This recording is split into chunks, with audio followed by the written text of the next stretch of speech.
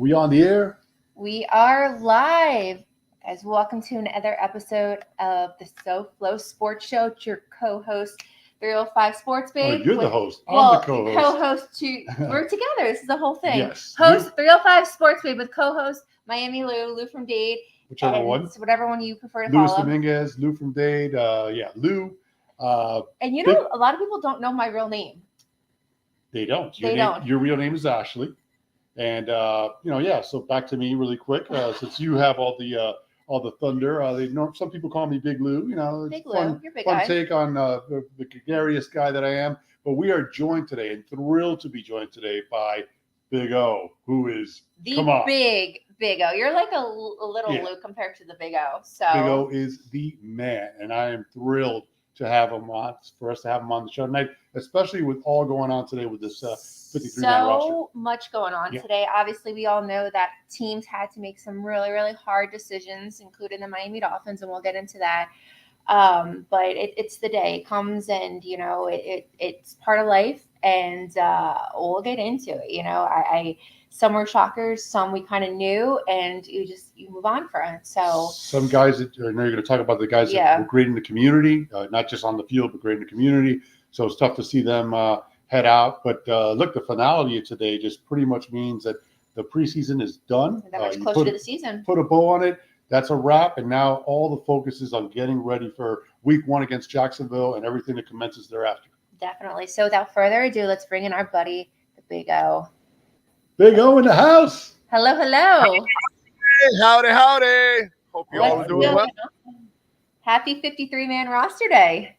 Yes. Well, for now, this will get adjusted and tweaked and, but we get the first day of the 53. It's one of those deals. There's probably some negotiations going on right now and trying to maneuver a couple of spots here and there. So I wouldn't be surprised if there's a couple of changes, but we kind of got down to 53 now, and the surprises were there and the shockers were there, and there's one that's head scratching for me too, but all kinds of stuff. So I'll tell you my head scratchers right off the bat, because let's see if we're there. Nick Needham, Blake Ferguson, and then Eric Zukama. Those are my 3 where, okay, maybe Nick, maybe Eric with space, but Blake? Yeah, well, that one apparently they're going to renegotiate his salary and bring him back at a lesser salary. So that's kind of a salary cap thing, and it looks like he's going to come back on that one. I'm with you on the Ezukama one. That's the kind of a shocker, but the way I looked at it after, because it shocked me, I was like, damn, you're short on receivers. Why give up on them? And I'm wondering if they got tired of the injuries too. And so that's the sad part for Eric, that he continues to have those injuries, and that's kind of been, a problem for them. And they're like, we need people, The one that's for me, the shocker is the one, and I apologize to the Dolphin Nation out there. I told everybody, Aaron Brewer and Odell will be ready for week 1. I don't know about when. I don't think when. So I was right on when. I was right on Aaron Brewer. I know he's going to be ready for week 1. The OBJ one is the one that gets me. I know he hasn't practiced, but everything I was hearing, the way he was running. So I'm interested to find out what kind of a setback happened or something happened, because it was too, it felt too strong, the whole thing about him coming back he goes, thinking about it, they're going to bring him week 1 back, and I don't understand why he's not there now. He's on the PUP list. So for me personally, that's my shocker. Generally, for all of you, you're not shocked. You expect him to go to the PUP list because he didn't practice. It only makes sense. For me, I'm in the reverse because of what I know. And so I'm wondering what happened, because I haven't necessarily spoken to the person the last week. So I'm just wondering what happened and what kind of a setback, if there was one, with OBJ. So that's the shocker to me, because I was 100% sure that Aaron Brewer would play and OBJ would play. Yeah, no, 4 guys who we were really hoping that would be ready week 1. Obviously, Odell, Craycraft came out of nowhere with that preseason injury. Bradley Chubb and Jalen Phillips. Like, those are two that I was hoping the offseason everything would heal, but it's looking like, well, we already know that they're not going to be ready week one. Phillips will be, but at what percent? Yeah, right. Yeah, that's one of the questions I have for you later. Bring him around piecemeal. That's fine, and that's expected. He's not going to carry a normal load. They'll give him, a certain amount of snaps the first week, and then you hope there's no swelling and no setbacks, and then you can start to build from there. So that's it. It's a positive that he's active, because he's the guy coming back from the Achilles, which is much worse than the ACL. The good thing is he's young, and that's probably what's really been beneficial for him. And it looks like he's a physical freak too, on top of all of that. Definitely. So let's start at top. So quarterback, we obviously know Tua is our guy, followed by Skyler. Were you shocked with us releasing Mike White, or did you kind of see that one coming? I was slightly surprised, but again, then you sit back and then you try to look at it from above and say, okay, what are they thinking here? Okay, neither guy's a great option. So let's cut the guy that we're paying more money, and we can bring him back at a lesser salary if he doesn't find work, or we go find, what other free agent we want to add for that third spot. They're all going to get minimum pretty much. Nobody's going to be asking you for a lot of money right now. So it saves them money on the cap, because there wasn't much of a difference between Mike White and Skylar Thompson. And so I think they just said, all right, let's just go with the cheaper option, because there's not much of a difference. Let's save ourselves some money. And that's kind of what they've been doing. Along the way, they've kind of done some things here where they're trying to save themselves money too, because down the line, they've got to give Javon Holland a contract, and then they've got issues next year. So some of that money you may want to roll over too for next year. Definitely. And we know with our track record, we've had to, bring up the second string, third string quarterback. We're hoping it doesn't happen this year. How confident are you in Skyler if he was to need to come in? And do you think we really need like a solid third? People are even saying Ryan Tannehill. Do you believe in that at all? Oh, no, that makes no sense. Okay, so this is an offense that gives to about 2 seconds, 2.2, 2.3 seconds. Yeah. Ryan Tannehill is the guy that holds on to the ball forever. He has no pocket presence. So he needs 4 seconds. He would be dead in this offense. The other thing in this offense is pinpoint accuracy and anticipatory skills. 2 traits he does not actually have. He makes receivers stop, turn around, and all that. Like, it's completion, and some people think, oh, he completed it. Yeah, but he didn't really benefit the route itself, because he didn't lead the receiver to continue. These are things he can't do. He's never done. And so it would make no sense to put him in this offense whatsoever. So Ryan doesn't fit this offense. He cannot play in this offense. So you're going to have to try to find a veteran. I hate to say a name like this, but like a Blaine Gabbert, who has played in this offense. Okay, and he understands dropping, and on your third or your fifth step, when you plant that back foot, you're delivering the football, because you know exactly where you're going, or you're going to a spot to where a receiver is going to be. There's an understanding, there's a level of trust that you have to play, in this offense, and certain guys cannot play in this offense. Skyler struggles with accuracy at times. Yeah. And even playing in the third preseason game, he played a half, and by the end of that half, he threw an interception against probably the worst part of that team that he was facing at that moment. So he's not the answer. If I told you that Miami was the 2015 Broncos, the one that carried Peyton Manning when he could only throw for 10 yards, that one.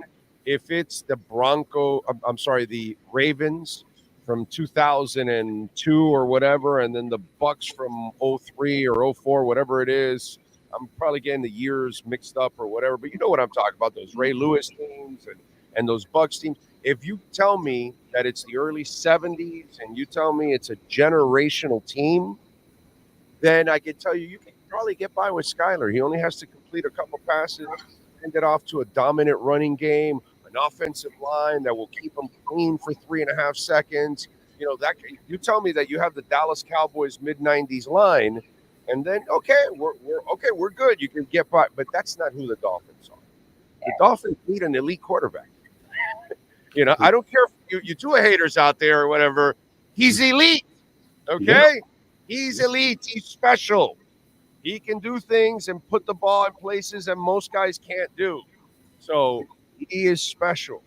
And on top of that, he has weapons, right? And we know the type of weapons he has. Wide receivers, we obviously know we have Tyreek, we have Waddle, we have Braxton Berrios, and then Malik Washington, who is a rookie, and I'm excited. And then right next there, we have our running backs. And Mostert, Achane, Jalen Wright, Jeff Wilson. But how do you feel about Chris Brooks being Remember this, 2 years ago when Tua had his injuries and missed games, okay, Teddy Bridgewater and Skylar Thompson played. Not one touchdown was caught by Waddle or Tyreek Hill during those games. So for the people, it's, you just put anybody out there and they'll just do it. No, it's just not that simple, because there was Tyreek and Waddle, and not one of them scored a touchdown when Tua was out 2 years ago. A lot of people don't, of course, the anti-Tua people and all that, because they don't want to hear the facts. But it's just one of those things. It's just not that simple.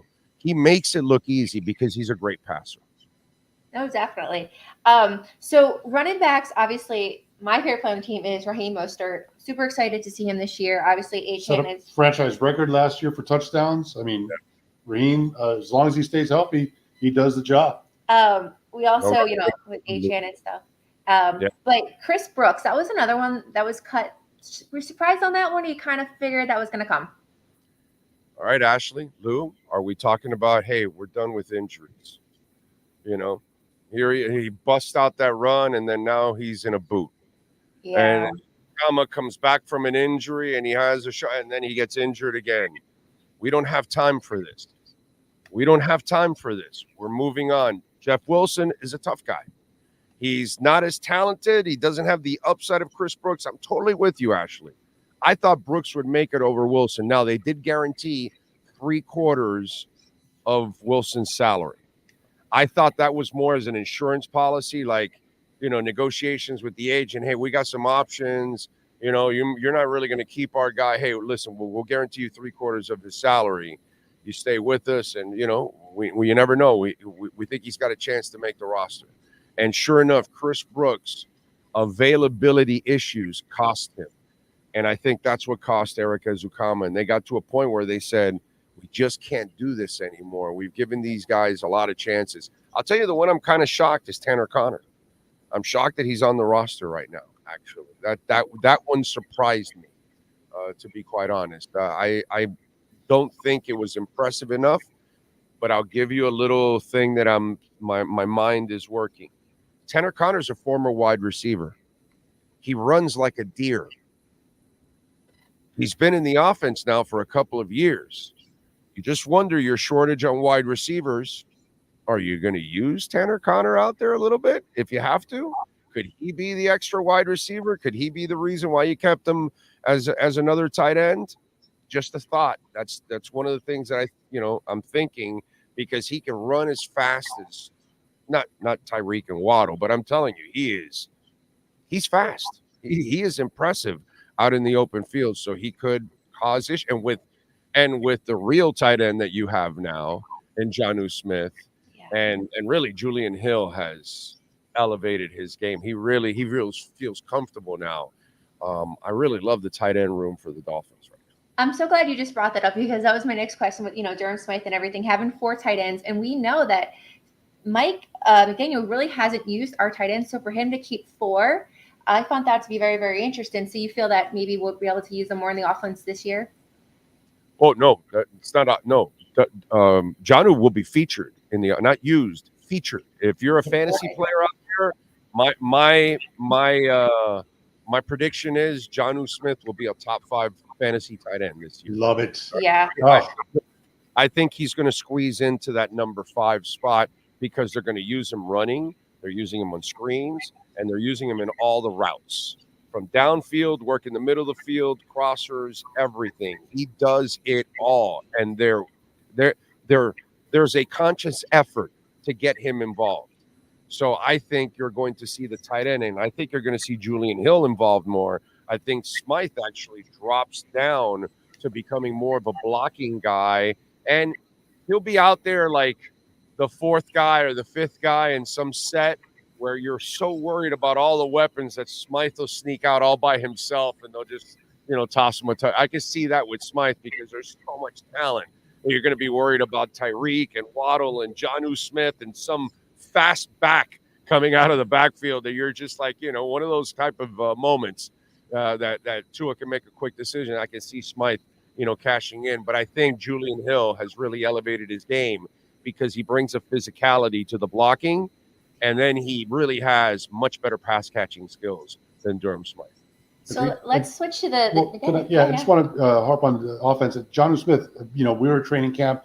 I talked to you about it while we were out there. My buddy Desi, who's in the room, was out there also. We were so impressed with him. So I agree. I think he's going to have a breakout monster year. Even the shovel pass that they were working with him in preseason games. So he's just going to be very active. I agree with you 100%. You never saw that with Gesicki, with any other team. And with nobody, he never did that. Not in practice. Won't do it in a game. They drafted guys to work the middle of the field. They signed guys to work the middle of the field.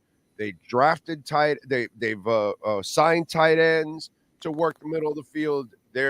I talked about this on my show. Tua Tagovailoa has played in the most difficult offense in the NFL. Because he throws downfield more, he takes more chances. If you follow Warren Sharp and you see his charts on the level of difficulty, the Dolphins are the only team that is out in some stratosphere like freaking Pluto. Like this is like the planet system, and then Pluto's out here. It's the Dolphins because it's so much more difficult. Well, guess what? They finally figured it out this offseason. They said, hey, let's bring in the easy pass. We haven't given Tua the easy pass. So all of a sudden they go and sign a top line tight end. Now Hill is getting better. Malik is your slot. I mean, that kid is born to do it. But then you've got River Craycraft that can also help you out. Berrios is lucky. All the injuries is going to allow him to stay on. Now, the Azukama one is really going to allow him to stay on there because, again, Berrios is a tough guy and he'll be available. So you've got all these guys working in the middle of the field. You got the tight ends, and now the backs are going to be catching passes. So you're going to see all three of the top backs catching passes. They're going to give Tua the easy pass now. Tua will have the greatest season he's had so far because now he'll have all the difficult stuff. But now all the easy stuff is going to be there to help him move the chains a lot quicker and get the 4-yarder and get the 5-yarder and not worry about getting every play a 15 and 25-yarder. I know it's fun and I want to see it too, but it makes it harder on your quarterback. They're bringing the easy pass to the offense, and that's what you're going to see a lot this year. The tight end and the running backs and the slot receivers are all high percentage passes. So your outside guys, those are low percentage passes. They're bringing the high percentage part of the offense back or establishing it, something they've never had. So that's why I expect Tua to have the greatest year he's ever had. I love it. Yep. No. So let's switch gears to defense. Obviously, we had some holes we needed to fill, and with injuries and. Yep. So Ashley took you over with the offense, and I'm going to I want to break down this D with you. So let's start the defensive line, right? So this is where the biggest loss with Christian Wilkins, but we took that money that we didn't give him and we gave it to a bunch of other guys.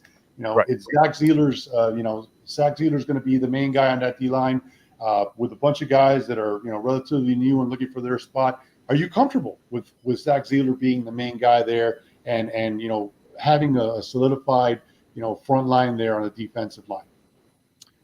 Look, guys, I can't tell you that I'm comfortable with anything until I actually see it out there. But having said that, I like what I'm seeing, what they're all about. I love that Weaver is a flexible coach. And so he's going to use Jalen Ramsey the way Jalen Ramsey's supposed to be used. I think he'll use Javon Holland the way he's supposed to be used.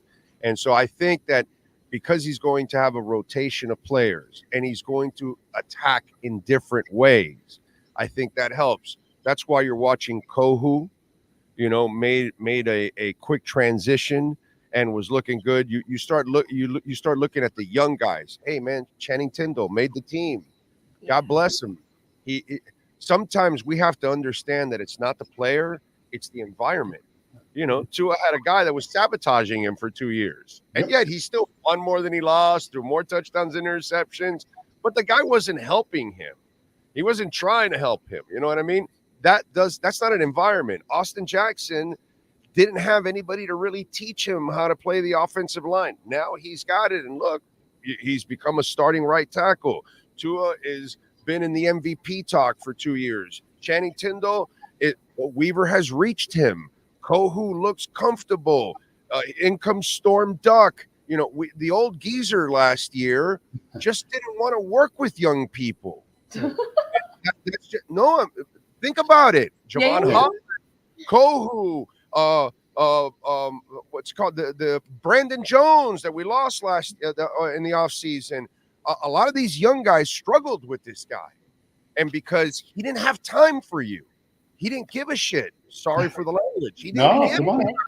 He didn't give a shit about who they are. He only cared, it's my defense. I'm going to run it, and I will put square peg in round hole. That's basically what he said. And this guy's not going to do that. He's not going to put Kohu all the time in space. He's going to have him blitzing. He's going to have him helping out in the run at times. He's going to have him covering one-on-one where he gets to be aggressive and puts his hands out. And I know sometimes it hurts Kohu, but a lot of times it helps him. But you're playing to his strengths instead of being ignorant and just keep him on the bench and don't let him grow as a player. And so there are moments where you're going to use your linebackers for pass rush. You're going to use your D-line. You're going to use your safeties, and he's going to mix things up at times. And that's what I like about Weaver right now. He has a flexibility. Yeah. It reminds me a lot of Spo. And why I love Shula and why I love Spo so much, as an old guy, is I now see you with different teams and different players. And now I see you have success with all kinds of teams. I watched Shula with the 70s teams. I watched Shula with Woodstock. I watched Shula with Marino. Those are completely different teams. I watched Spo with a bunch of scrubberinis go 31-10. I watch him win with superstars. I watch him win with Butler and the boys. I watch him win with all kinds of different teams and different types of players. With just Wade and all the other cats, he made the playoffs the first couple of years. So that shows me that you adjust to, if you even have to deal with Whiteside, you'll adjust because, Riley had his thing with centers, but he didn't, he dealt with it. He dealt the best he could with it because he's a great coach. And while Fangio has a great scheme and is a great coach, he wasn't a great human being, because part of being a great leader is being a great human being. And you got to help elevate everybody if you're a leader. That's kind of your job, is to help everybody grow together. And if you're dissing this guy or that guy because he doesn't fit what you do, that doesn't help the front office. It's like the front office going, okay, yeah, we'll bring Gesicki. Yeah, we'll sign him for a year. And then at the end of the year, you're sitting there with Mike going, you're Greer, and you're going, hey, Mike, dude, you made me pay $10 million for this guy, and you didn't even throw him the ball 4 times. That's the kind of stuff that cannot happen. You got to know how to use your guys, no doubt about it. And so I want to talk more about Weaver, but let me. That's what I love about Weaver. I think guys can grow, and the defense can grow. Perfect. Okay, so I want to break down specifically defensive line. You're good with that. Calais Campbell, is he a little bit? He's old up there in age. I mean, is he going to hold up for the season? I want to ask you about that. And then also moving to linebacker. You remember Keith Tractor Trailer? Yeah. Some of these old guys, they pace themselves. They know how to attack from week to week, and he'll be fine. They're not going to overwork him because they don't do that here anyways, as it is for any player. When you're anywhere on the brink of whatever, they pull you back and they try to take care of you as much as possible. They're very conscious about that kind of stuff, unlike the former defensive coordinator. But yeah, no, I have no worries about Calais Campbell. I love his leadership. I think he'll make all those people around him better because he's going to teach them little things. It's like watching Armstead teach Patrick Paul and stuff. It's really cool to watch that kind of stuff. I think Calais Campbell is priceless for the Dolphins. Agreed. Moving to linebacker and edge, you mentioned Channing Tindall made the team. The year 3 for him had a couple good sacks in the preseason. Really elevated his game. Was a big factor. We know that Phillips is going to take a while to get up to speed. He didn't do any work the whole preseason. Obviously, he wasn't going to get into a game, but very light work, and so it's going to take him a while to ramp up. But how important then is it for guys, the rookies? I'm talking about Mo Kamara, and Chop Robinson. How quickly are they going to have to develop here to make up for the fact that Phillips is going to start off slow, and we don't know when Chubb's coming back? So how much are they going to have to learn quickly? Lou, they unfortunately for them, they have to grow up fast. Yeah. If we had Chubb and Phillips healthy, both would not be here. Let's be honest. Yeah. They maybe one is here, maybe Kamara, maybe Chop becomes another position, not really a pass rusher. But in this case, because those two, one is coming back now slowly, and then the other one still hasn't started yet, this is going to take, and as expected, I don't think any of us really expected Phillips or Chubb to be themselves this year. We're just hoping that they can get back on the field and survive the season and get that year under your belt, because then it's the next season when you really can be yourself again. So you just got to hope for a healthy return and that they can maintain them healthy, throughout the year, giving them piecemeal. So yes, we need Kamara and we need to see Chop right away. They need to perform. They need to come through just like all the other guys that are on this defense. They're going to have to perform. Emmanuel Ogbah, I think, is going to be. I actually think what happened with Shaq Barrett became a blessing in disguise, because Shaq was a guy that was he left because he didn't have the fire to play football. Right. So if he would have played the game, you really wouldn't have gotten him. Ogbah his camp has been hungry, and he has business here. He has a lot of motivation to show, and he's healthy now. And by the way, the old man didn't want to use this guy either. And that was another thing. And so that's why I kind of like everything going on, overall. So the young guys have to come up, but so do guys like Ogbah too. And I think he's going to have a good season. So with everything going on with that, is this finally the year that the AFC East is ours? Yeah, if they stay healthy, Ashley. Yeah. That's the key. You got to stay healthy. And that to me, I don't care if you want, those are excuses, whatever. They've had the team to win in the playoffs, but by the end of the last 2 seasons, the first 2 seasons of McDaniel, they have been so injury riddled at the end of the year that it's just hard to expect them to advance. So the Dolphins need a little luck, man. I mean, that's usually what happens with teams that get to the playoffs and make deep runs. They get breaks. They actually have their decent, they have in the health department, they're pretty good. If the Dolphins can stay healthy, they will win this division. There's no doubt in my mind. And then with that, staying healthy, fingers crossed, luck, how do you see us even more stacking up against teams like Kansas City and Baltimore down the road in possible playoffs? Listen, Kansas City is going to be the tough one because of that secondary, that guy in the middle on defense, and then you've got, the monster at quarterback. That it's hard to match that, and then obviously a Hall of Fame coach. So they're the team to beat. I don't really fear the Baltimore Ravens that as much as everybody does, because they're very one-dimensional. I don't think the quarterback is ever really going to beat you with his arm. So you focus. If you can stop the run, then you're always going to stop the Ravens. And that's why, Tua's beaten them 2 out of the last 3 years. Everybody remembers this loss, but they don't remember the last 2 wins. Even with the coach that hated him, he beat the Ravens.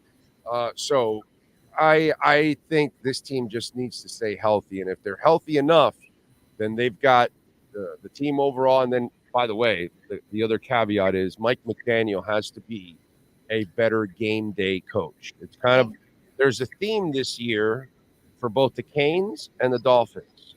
And both Mario Cristobal does everything phenomenal, except on game day, it's kind of questionable. And Mike McDaniel does a lot of phenomenal things. And he's got an amazing mind for football. but his game day decisions are still head scratching. I'll give you one. I did not need to see Jalen Wright nearly as much as I saw him in the preseason game. How do you like them apples? Agreed. I was done with Jalen Wright last week. I was on the edge of my seat the entire damn game, screaming at my wife, going, what do you need to see this guy? You signed McFarland and the other guy. Give those guys the ball 400 times. Please take care of him. And, and when he got flipped into the sideline, I was like, Jesus, come on, man. And the Dolphins don't have any luck. So those are decisions that at times I'm looking at you like, Mike, you haven't seen enough? You didn't see enough in practice? You didn't see enough in the scrimmages? The first couple, do we need to play him in the Scrubberini Bowl? The third game? Really? Yeah. And it just, that really drove me a little crazy, to be quite honest. Okay? I couldn't agree with you more, and so the offense, I'm not zero worries with the offense. I mean, everybody, the talent that we have, the way that we're going to be and should be able to move the ball at will. I'm not saying it's going to be 70 points every week like the Denver game, but this offense is going to roll. So no worries about that whatsoever. Going back to Weaver, though, obviously a big change. He's a likable coach. He's liked by his players. The fact that, he's going to be on the sidelines and not up in the booth, any difference to that, in terms of how he's going to coach these guys up and the difference? Because that's where, in my opinion, that's where the question mark is on the defensive end and how he's going to get those guys to perform at a top level. What's your take on that? Lou, I can't answer that. None of us can answer that. I can only tell you I love his philosophy, but until he puts it all together and proves it on the field, I just can't answer that, unfortunately. I love what I see, but I've got to see the whole puzzle, put together. And then I can say, okay, we got ourselves, a winner. I mean, we're sitting there and in camp, and it's like people are already telling me, oh, yeah, I love this guy. Yeah, we'll lose him to a head coach in 2 years. And, because he'll be a head coach for somebody in 2 years. And I'm like, damn, dude, you didn't even let me enjoy this for a couple of minutes. We've already got him moving on. It's like, and it's some guy, on the show today or yesterday goes to me, well, if McDaniel doesn't win, what are we going to do with it? And I'm like, wait a minute, dude, the season hasn't even started. We haven't even played one game yet. Oh, my heavens. Okay. We have this tendency in our society to create negativity before it even happens. Yeah. It's like, the other side could also happen, dude. You know what I'm saying? It could be great. They could win, everything could be fantastic. So let's give it a chance to find out what happens. And with Weaver, I love what I see, but now he's got to go out there and prove it. You know what I'm saying? He's got to prove it. And I agree with you, what you said earlier about Mike McDaniel. Ashley and I were in Kansas City for that, minus 27 below playoff game. That was an uninspiring effort. You got all your legs.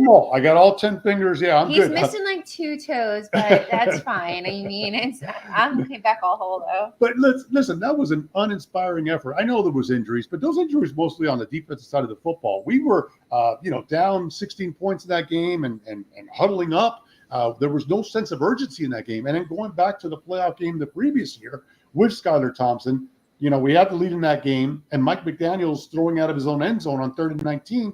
And then, of course, we got he didn't even know what down it was at the end of the game. I mean, yeah, exactly. So we couldn't get a playoff, and we lost 5 yards on a 4th and 1. So things like that need to be cleaned up. You cannot go into the postseason giving teams that are playoff teams, especially on the road, an opportunity to steal snaps or turn the ball over like that. So he's definitely going to. Did he go 0-3 or 1-2 in challenges in the preseason?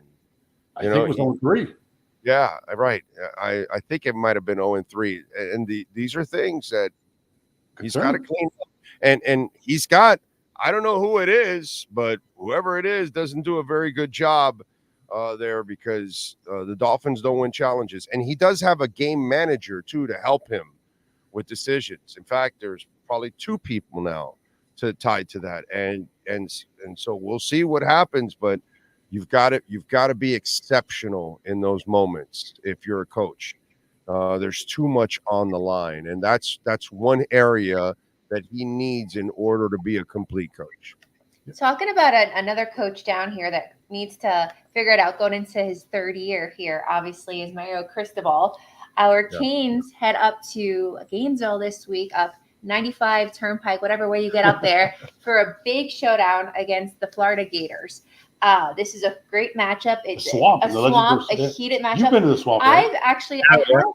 I have. I'm going to date myself. I'm going to say a few years back when I was looking for a program for my MBA, my Master's in Business Administration. I was living in Daytona, and I knew Florida had an amazing MBA program. So I went and I toured with my dad, and they gave us the full tour. It was not for me. Thank goodness, right? So, but you didn't go to a game, though. No, I went through Gainesville. I explored the city. I did the campus tour. And I obviously ended up getting my master's at Embry-Riddle, but I saw the swamp. I did that. Yeah, I'm not. I don't want to do that. I know, but I have a picture of like that. Yeah. So I've been there. You haven't been there, but Big O has been there. I've been there. I've been there back in the '80s, yeah. I mean, listen, it's an intimidating place. You know, it's going to be packed. Yeah. They hate the Canes, so they really want. And right now, everyone has hope because it's the first week. Course. You know what I'm saying? So yeah, it's gonna be an exciting atmosphere. So Mario Cristobal, he went 5 for 7 his first year, and then last year he went 7 for 6. What are we thinking this year? Are we feeling a winning season? Third time's a charm? Do we have it together? What are you feeling? Is he going to bring the program back? Is it back? Ashley Lou, apparently everybody says they have recruited top-notch talent. Yeah. And Cam Ward is considered. I think Manny Navarro said on my show today he's the second most impactful transfer in college football this offseason. So they're expecting him to become, out of the top 15 players, he was the second most important transfer. So you've got your quarterback, apparently. You know you have an offensive line. That developed last year. You know you have a running game, and you added the Martinez kid, who apparently is a stud. So you've got it. Now, we still don't know how good the receiving core can be. We don't, the tight end. We used to be tight end you all the time, but we don't see tight ends be stars anymore out of here. So somebody's got to, stand out in those areas in order to lift them up. Defensively, that secondary obviously is a question mark and all of that. So there's a lot of things to answer. And then they're going to a place that is not an easy place to win. The problem with Mario now in his third year is he has no room for error. He has to win this game. Yeah, absolutely. Because losing this game, you start to lose your fan base already again. And that's the problem with that. You win, and all of a sudden your fan base starts to believe, because here's the sad part about Mario's situation. He can't do something that every other coach in UM history can do. Every other coach in UM history can complain that they don't have the facilities, they don't have the money, they can't have the amount of assistant coaches, all the things that you need that Oklahoma and Nebraska and LSU and Alabama and Georgia have had since the beginning of time. They've had all that kind of stuff, and you've never had that. Yeah. Guess who has all of that now? Mario in his hands. Yeah, he has everything. He has a top-notch facility now. He's got the NIL program. He's got everything that he needs. Taylor as an assistant coach. Come on. There are no excuses for him. And so now you're in your third year. These are all your players already at this point. And the offensive line and the running game already is in your mold, because that's what he wants to be, tough up front and be able to run the. You can already do that, okay? And you got two freaking studs with Fletcher and Martinez at running back. Fletcher is an NFL running back. Jesus, I hope he stays healthy and he comes back strong from that foot injury. But that's the thing, guys. He has to win this game, because it really lifts all your sails, and you're just, you're cruising, and you lose this game and you lose to the Gators. Oh my God. Mm-hmm. That's a big pill to swallow. It's going to be a rambling wreck. Oh like what happened this past weekend. That's my point. And speaking of that, another thing that Mario's got going for him, a very uninspiring, just look at on paper, the schedule. It's not that difficult. I mean, you got one ranked opponent and they just got beat in Ireland, in FSU. So everything else, I know we got the two, Pac-12 schools coming in. They're making a trip out to Cal this year. But besides that, there really isn't a game on the schedule that scares you. So it's set up for him where and you tell me if I'm wrong here, if they don't make it to the expanded 12-team playoffs, it's a disappointment. Is that safe to say? Lou, can't argue with you, dude. Can't argue with they're in position that they could win the ACC or at least be in the ACC championship. And if you're at least in one of those two spots, you should end up in that 12-team playoff because you should end up with 10, 11, 12 wins, something along those lines. I'm going with 9 only because I need to see it from Mario. I just need to see it from Mario because he had conservative stuff go on in Oregon. When he came here, and I was one of the guys that wants him here and I want him to succeed, but I brutally said what he did at Oregon wasn't good enough to be at the University of Miami. So he didn't win any national titles over there. He wasn't challenging for any national titles at Oregon. That's what they want you to do here, okay? So, he's got to do even better than he did at Oregon. And at Oregon, he had everything. Yeah. Money was not a problem. Facilities was not a problem. What's it called? TV was not a problem. He had everything he could ever want at Oregon, and from there you could challenge the country, and he never really challenged the SEC for titles. So that's the question. Now you've got everything here. Can you build what you couldn't build in Oregon? So Big O, it sounds like what you're saying is the Dolphins and the Kings, South Florida, should have a great football year this year. All stars are pointing north, and the stars maybe have aligned, and maybe this is the year that it all happens. So we'll see. But before I let you go, we have some events coming up, you and I. We're going to be traveling. We're going to get some suitcases and start packing our bags. So I just want to share, they put it on the screen. We are heading to Seattle. We've never been to Seattle, so super. You're coming out there. It is. So we have the Fans Fest 5 hosted by TPP. Solo D is hosting on Friday night. I'm hosting on Saturday. It's at the Cove. And then you'll be doing live shows both nights or just the Saturday night? What night are you going to be there? Saturday, and then pre and post on Sunday, obviously, for the game. Perfect. Yes. So we'll be, for you Dolphin fans that are out in the West Coast, if you're not going to the game, we'll be at the Cove doing the pregame for 2 hours. It'll be up to a half hour before kickoff. You got to give me a half hour. I got to go to the game. What do you think?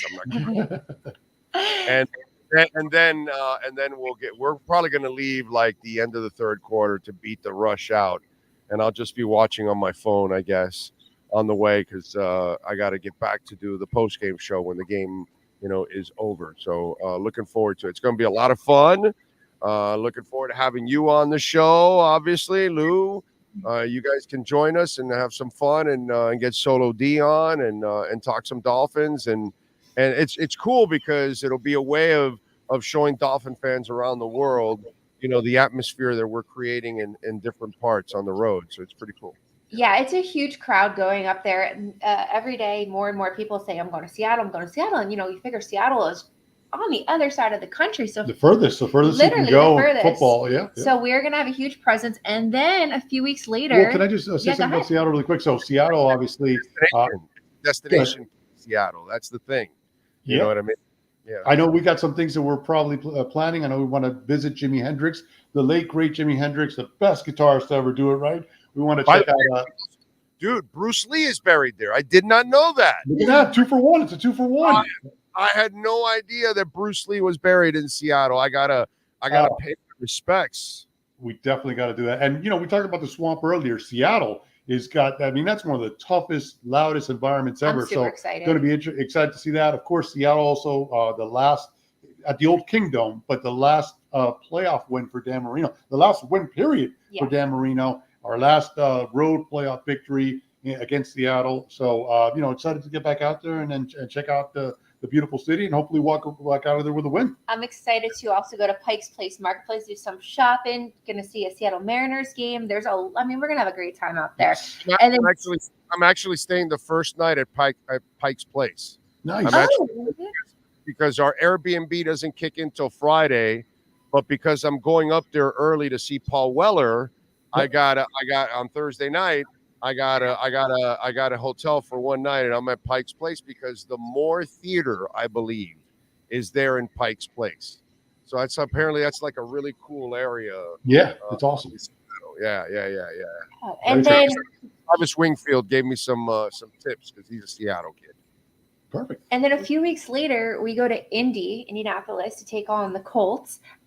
We are hosting our Finvasion tailgate at Tavern on South. You'll be doing a pregame show and then also a postgame show. We still have tickets available. Tickets include the open bar and a full buffet with amazing foods from wings. Holy crap, we got a lot of food there. You got a hell of a buffet set up for the folks. So Lou will blame me. Lou and I have been together almost 4 years, and he will tell you that I'm the reason why he gained all the weight because I'm Italian. I like to feed people. So with your $90, you're going to be stuffed for like the whole day. And then obviously the open bar, you'll be doing the pregame show, the postgame show. So guys, definitely we still have tickets available. Go online, buy your ticket. You'll get a wristband. We'll do a 50-50 raffle for DCC. We'll also have a general raffle. So everyone's invited to that. Some swag as well. Out. But listen, the highlight for me, the spread is We'll give out some show swag too. We'll take some shirts and that's where I'm going with that. So the spread is amazing. We're gonna turn Tavern on South into Tavern to South Florida. We're turning Indianapolis into Findianapolis. But the highlight there, man, is no doubt listening to all this insight right here. Big O doing his pregame show, and then after we get that dub inside Lucas Oil, come on back, and Big O's going to do Indy. Have you two been to Indy? I have not, No. and you've gone forever because you went to the combine all those years. For 20 some times. You've got to go to Burns Steakhouse. He has us go to St. Elmo's. No, I heard St. Elmo's. He already made his reservation in St. Elmo's. I'm sorry, St. Elmo's. Burns is thinking Tampa. St. Elmo's. You've got to go to St. Elmo's. Yeah, we have reservations. We got it already. Yes. Okay. So and the shrimp cocktail, I'll be nice because everybody else likes to, fool everybody. The shrimp cocktail is absolutely delicious, right? That's what I But heard. the cocktail sauce itself, it will open up your sinuses, like I don't know, and your eyes. Like you're like, we'll trick people sometimes when we go to the combine, and there'll be like a newbie reporter with us or whatever. Oh yeah, dude, you got to have the shrimp cocktail. Oh yeah, dig in. And if you get sauce, it's like it has like wasabi in it or something. Horseradish, maybe. They mix it in. Yeah, and it just like, because it just feels like wasabi. What wasabi does to me whenever I have it, and it just feels like that. You're like, wow, I can breathe so clearly right now. That kind of stuff. So be careful with the shrimp cocktail. Okay, so I mean it with love because it's delicious, but it's potent. It is. You love your shrimp. Yeah. No, he's a big one. Well, Big O, we appreciate you coming on tonight. Obviously today, with the rosters being somewhat formalized, I know it's a crazy day, a lot of ups and downs and everything. So thank you so much for hanging out with us tonight and giving us your insight. And I just follow up? Of course. Yeah. So I'm not sure if you're going to do this on your show. And by the way, obviously you're going to tell everybody if they don't know already where they reach you. But are you going to do this on your show, or do you mind giving us just what you feel the Dolphins outcome was going to be here, how far they can go, maybe who you see in the NFC, who could be a challenger, talking Super Bowl. I haven't looked at the whole thing, to be quite honest. But for us, I'm looking at 12-5. I like it. Okay. I'll take it. I'll take that every day, all day. 12-5 and winning the division. If they stay healthy, I think they'll be fantastic. I really do. And I really like what I'm seeing on the defense, at least the idea of it. Hopefully it comes to fruition. I think the offense, like I told you, the offense is going to be the best it's ever been because of all the other elements that they added to the offense. And they kept a lot of linemen, by the way. And so I think that they want to, be prepared in that sense, in that spot where they're not fishing for linemen. So I kind of like that too, because you've got to win on both lines of scrimmage. So I really like this team. I'm just hoping that they can stay healthy. If they do that, I think we got 12 wins, and we got ourselves some wins in the playoffs too at the same time. Okay, so Exactly. that's the really important stuff. It's not so much winning the 12 games or winning the division. That's fantastic. It's what you do in the playoffs, and I think if you stay healthy, I think you got a chance to make some noise in the playoffs. Definitely. Okay, now at 12-5, are you factoring in for the back end of the schedule again this year is brutal. You're talking about being at Houston, San Fran, the Jets, Cleveland on Sunday Night Football. Green Bay. Do you see us? Well, I'm talking about specifically the last 4 games. Do you see a stumble there at the end? Are we stumbling to 12-5, or? Lou, I think I think as much as you fear them, they should fear the Dolphins. Agreed. I love that. Agreed. I love that. That's a tagline this year. I love it. I think this offense is an offense that any defensive coordinator is going to want to face. I just don't. You just added Jalen Wright so you can maintain your same offense, because once Achane and Mostert are out and you had to play other guys, your offense changes. That's why Jalen Wright is here. Now you can maintain and keep everybody fresh. You added tight ends. I just really like what I'm seeing. I think even defensively, you have an opportunity to be, just as good or better than you were last year, defensively, especially if Chubb and Phillips can come around late in the season and they can be somewhat productive. And then you add the rest of those guys and that secondary. I really like it. And yeah, it's a tough stretch, but I'm not convinced that the Jets, that Aaron Rodgers can stay healthy, and that offensive line is really not that good that they put together. Houston, okay, you surprised everybody last year. Let me see you do it again this year. You know what I'm saying? At Cleveland, at the Jets, these are things that the San Fran one is going to be tough. There's no doubt about it. But I just feel like most of these games are winnable for the Dolphins if they're playing up to their potential and they're somewhat healthy. And you said it best, like these teams do fear us, because I have family who are Jets fans. They've already said to us, you guys are a force to be reckoned with. We, have been planning these parties in Indy and Houston, and these restaurants, and people are saying you guys are gonna have a great team this year. So you are right that we don't go into this fear in them. They already know what we are. So I think you said it best in a minute. Ashley, it's our fan base. We've been beaten down so badly. Yeah.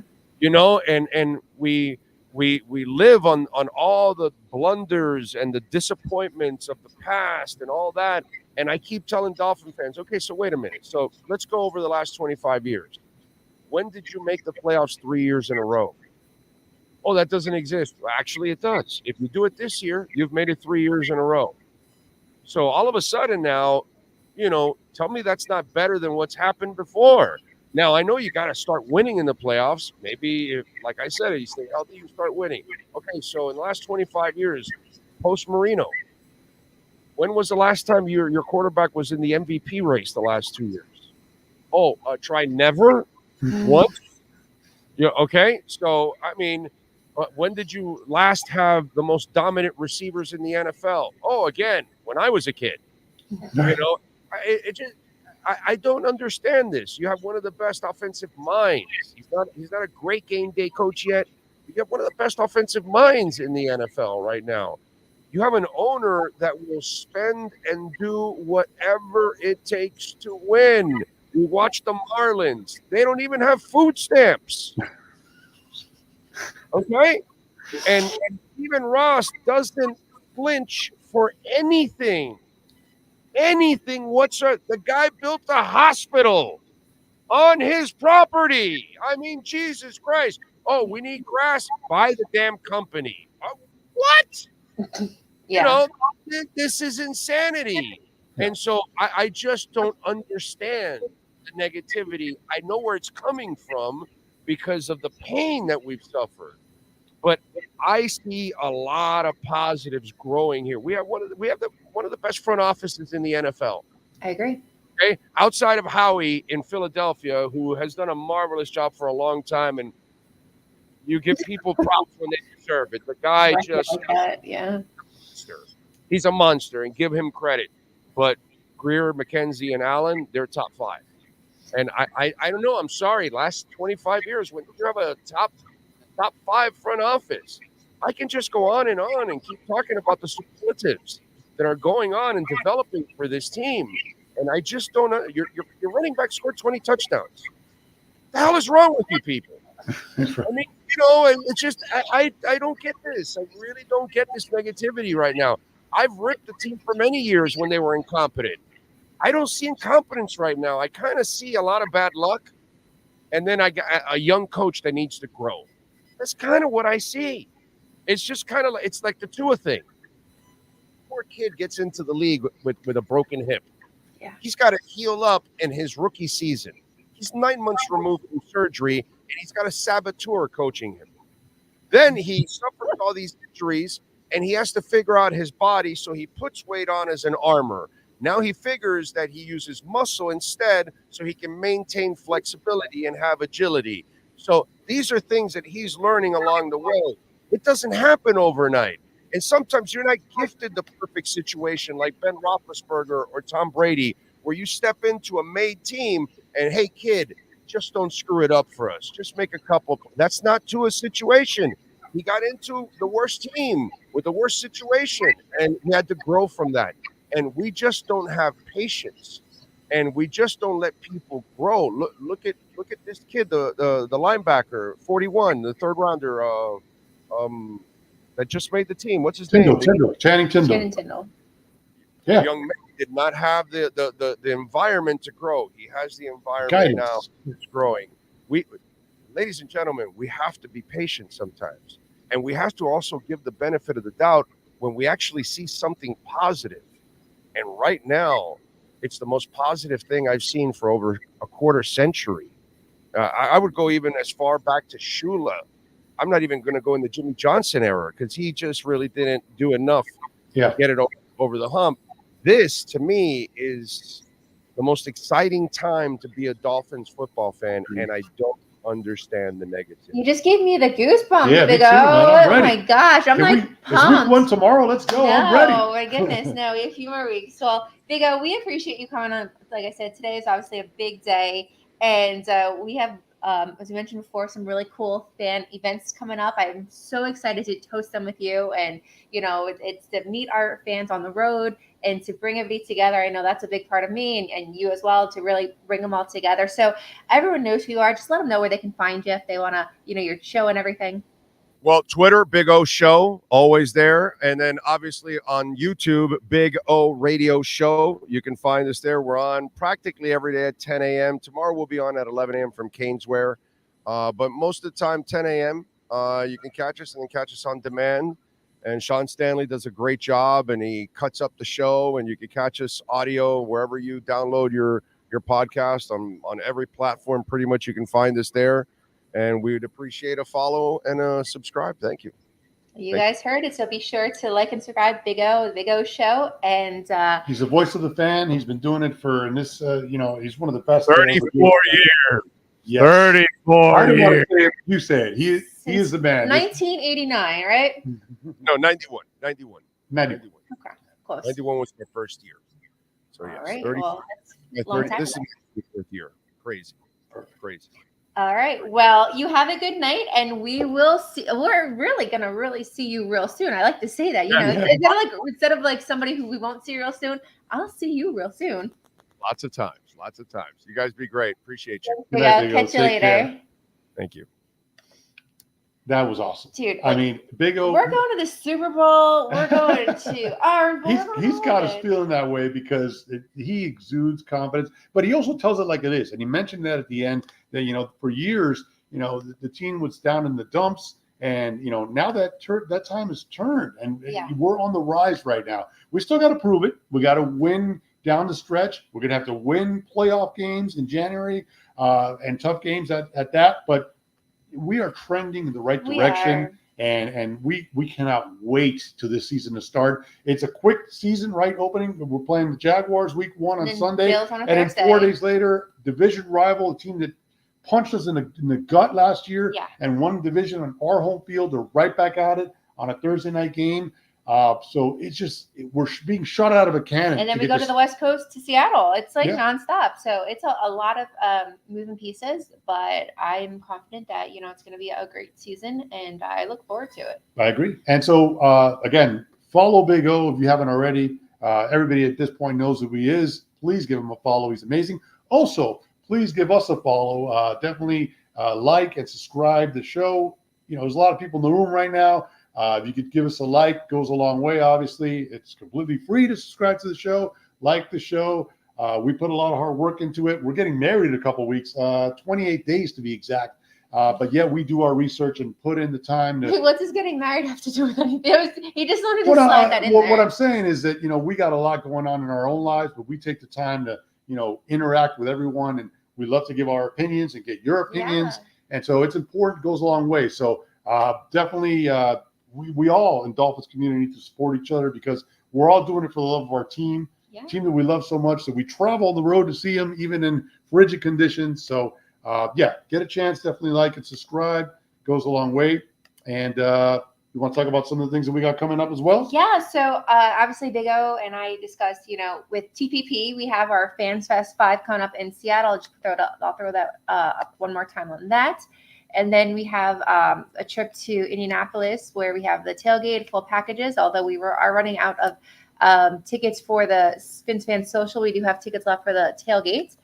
And then for all those Panthers fans out there, we have tickets for opening night where the 2023-2024 Stanley Cup banner, championship banner, will be dropped from the rafters. Or actually, I think it's gone up. It goes up to the rafters. No? Yeah, it goes up. It goes up. It goes up or goes down? I'm not sure if it's going to be there and they're going to take it down or they're going to raise it. We don't know, but it's our first year as Stanley Cup champs, so there will be a banner that will be there. So we have lower level seats at the 100 level and also 300 level seats. It can include a tailgate if you'd like. We have the option. We've partnered with the Metro Rail Cats, our amazing friend JD, who is in the running for Fan of the Year, Canes Fan of the Year. So vote. Go vote for him.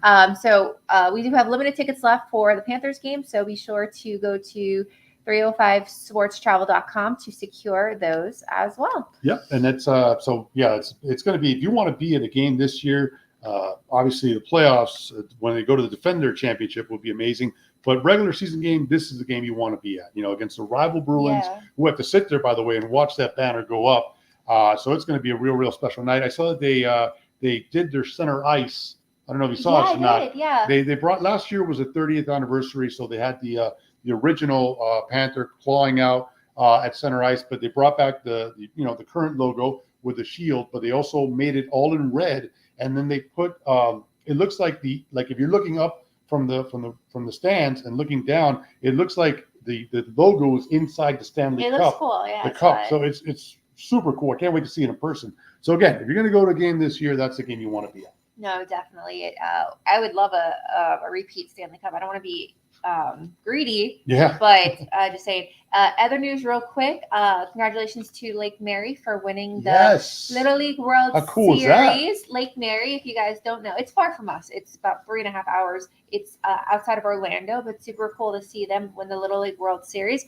Also, another baseball news, Jeff Conine's son was brought up by the Marlins. Mr. Marlin, he was brought up. That was pretty cool. So he had his first game as a Marlin yesterday. And a big thing happened also over the weekend. Shohei Ohtani 40 club joined the 40-40 club. That was pretty awesome. As a pitcher, that's just blows my mind. He didn't pitch this year, but it's his designation. He's technically it's crazy. That's pretty amazing milestone for sure.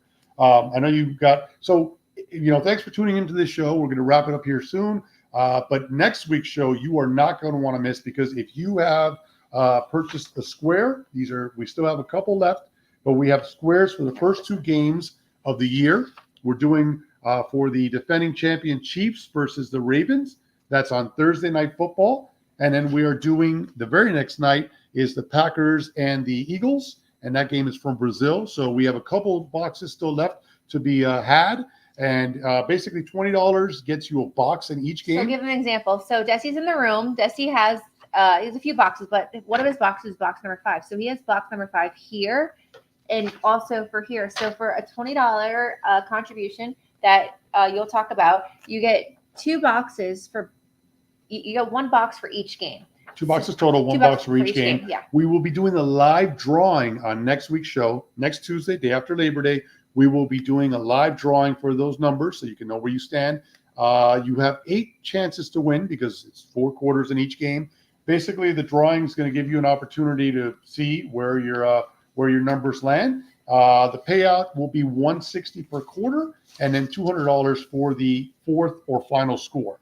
So, it's an exciting way to kick off the season. Hopefully, your numbers hit. Hopefully, you get good numbers that we will be drawing next week. And the best part of it all is that we will be donating, as of right now, $700 is being donated to DCC, Dolphins Challenge Cancer. So, obviously, for a great cause. So, a chance to win some money and also make a donation. And then the other thing we have going on is one of my great buddies, Tim Wood, donated 2 tickets together on an aisle, plus parking, plus members loan access to Monday Night Football against Tennessee. So we are going to have a raffle for that, for a $25 donation for 1 raffle ticket, or $50 for 3 raffle tickets. Those 2 tickets, parking, and members lounge access can be yours. So if you go onto my social media at 305 Sports Babe, 305 Sports Babe, or if you go to DCC and look up 305 Sports Babe or Ashley Dominguez, I said that Dominguez, wow. I know, because we'll be married by the time DCC races.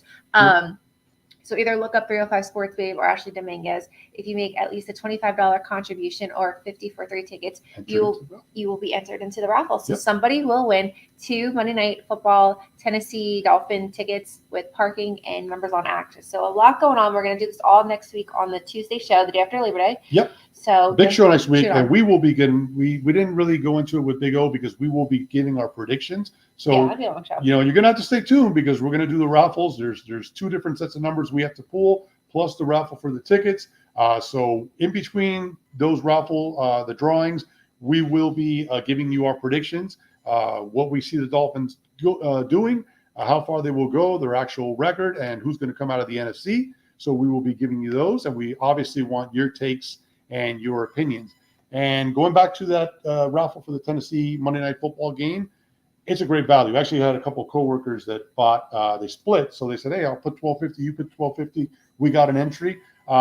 Really, it's an unbelievable value.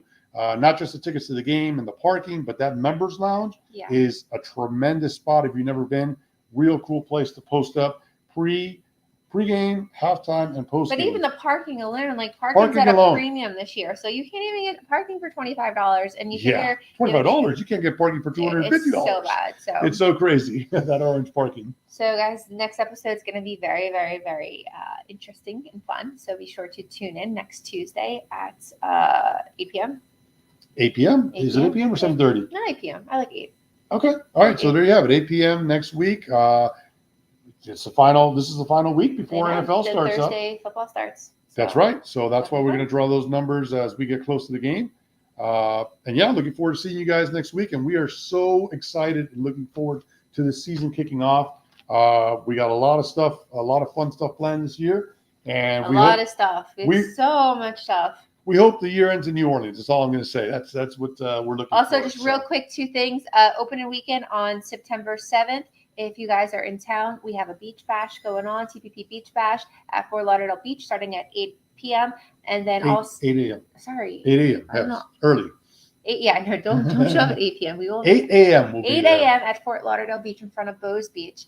That'll be on the Saturday before our home opener. And then that night, starting at 6 p.m., we are having a Richmond Web game night to raise awareness to try to get Richmond into the Hall of Fame. So you have an opportunity to meet Richmond, and we'll do raffles. And that is at the Maritime Marriott Hotel in Fort Lauderdale. So if you are in town or if you're from here, both events are free, and we'd love to see you there. As we make a push, he's got a couple years left of a chance, eligibility to make it to the Pro Football Hall of Fame. He's more than deserving, talking about Richmond Webb, number 78. And so we really want to, showcase his candidacy to get into the Hall of Fame.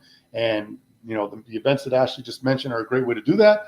I know there are going to be lots of items for sale. I know that shirts are being made and wristbands. I know that Richmond's going to be signing some stuff. It's going to be a really cool time to really, again, bring awareness and put his name out there so everybody understands exactly how deserving he is to get into that Pro Football Hall of Fame in Canton, Ohio. I agree. We'll do everything we can to make it happen. So, guys, thanks so much for tuning in tonight. I hope your Tuesday has gone well. I hope the rest of your week goes well. I hope the Canes win this week. Sorry, Yes. Gators. This is a Cane Zone. And we'll talk to you guys next week. Have a great week. Have a good night, guys.